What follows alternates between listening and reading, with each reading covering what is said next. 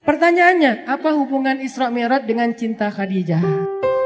Isra Mi'raj itu salah satu di antara tujuannya, dia itu hiburan buat Rasulullah SAW ketika Rasulullah ditinggalkan Khadijah radhiyallahu anha. Jadi tahun ketika terjadi Isra Mi'raj dikenal oleh ulama dengan istilah tahun kesedihan. Kenapa disebut tahun kesedihan? Karena pada tahun itu Rasulullah SAW mengalami banyak ujian-ujian yang berat.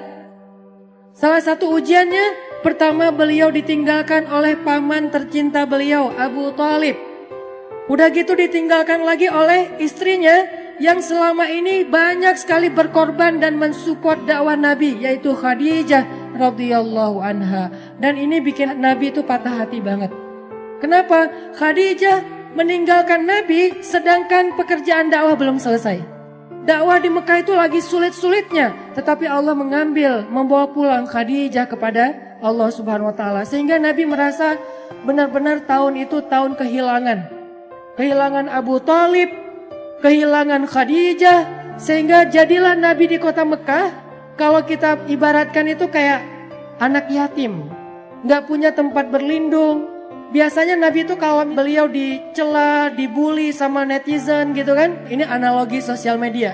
Kita dibully netizen aja kayak sedih banget gitu. Apalagi Rasul dibulinya bukan sama sosial media yang gak ketemu orangnya, tapi langsung ngelihat ekspresi wajahnya, dilemparin sama kotoran.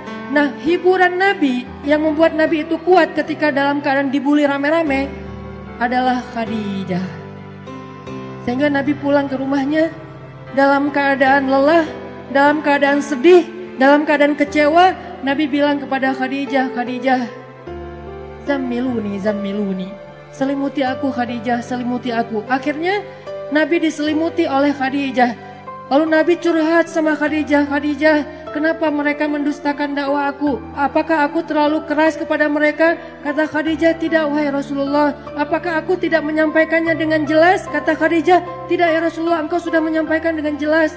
Wahai Khadijah, bagaimana agama ini akan Allah menangkan jika mereka menolak agama ini? Kata Khadijah, ya Rasulullah, la tahzan.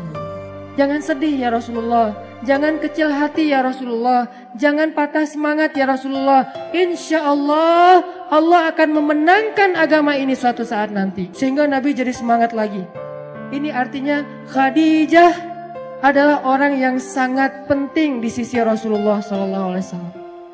Khadijah adalah orang yang pertama menerima dakwah Nabi ketika satu dunia ini, satu bumi ini menolak dakwah Nabi. Khadijah orang yang pertama sholat di belakang Nabi ketika tidak ada yang mau sholat di belakang Nabi. Tiba-tiba orang yang paling berharga bagi Rasulullah SAW ini kembali kepada Allah Subhanahu wa taala.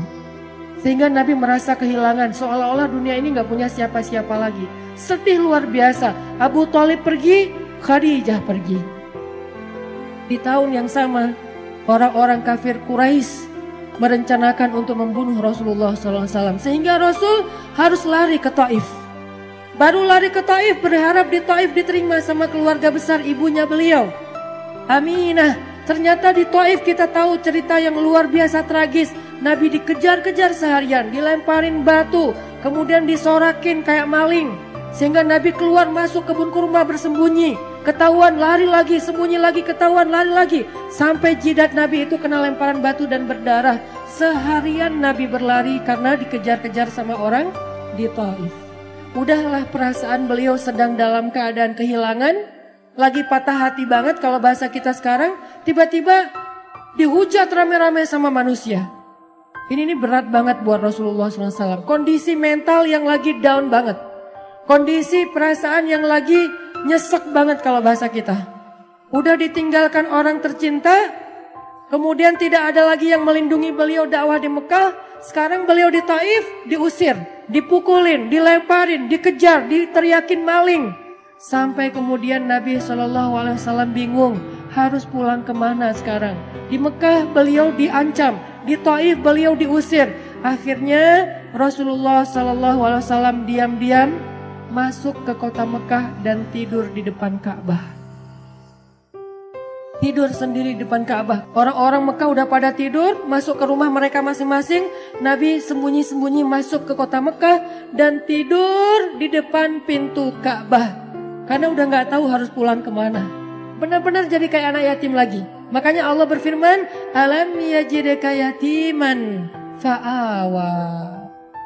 2 kali Nabi ngerasain nelangsanya jadi anak yatim. Pertama nelangsa ditinggalkan ayah, ibu dan kakeknya.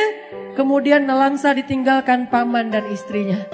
Sehingga Nabi SAW akhirnya tidur di depan Ka'bah. Sebetulnya bukan tidur, beliau sholat di depan Ka'bah. Minta pertolongan kepada Allah. Ya Allah, saya harus kayak gimana? Saya udah gak punya siapa-siapa. Khadijah yang paling saya cintai. Khadijah yang menjadi nyawa saya banget. Saya gak bisa hidup tanpa dia, sekarang udah pergi. Abu Thalib yang melindungi saya juga udah pergi. Bahkan perginya dalam keadaan tidak beriman lagi tuh. Saya pergi ke kampung ibu saya di Taif. Orang-orang yang ada di Taif juga mengusir saya. Kemana saya harus pergi ya Allah? Sujud Nabi panjang di Ka'bah. Sampai setelah selesai sholat, Nabi lelah seharian karena pelipis beliau juga berdarah. Akhirnya Nabi tertidur di depan Ka'bah meringkuk. Datanglah Jibril alaihissalam. Kemudian malaikat Jibril memanggil Rasulullah SAW sembari duduk di sebelah beliau dengan panggilan kasih sayang.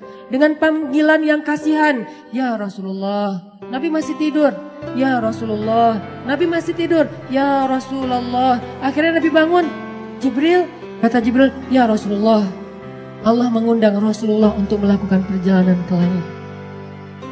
Ketika Nabi dalam keadaan down, ketika Nabi dalam keadaan drop, ketika Nabi dalam keadaan nelangsa, dalam keadaan lemah, maka Allah Subhanahu wa taala memanggil Nabi ke langit.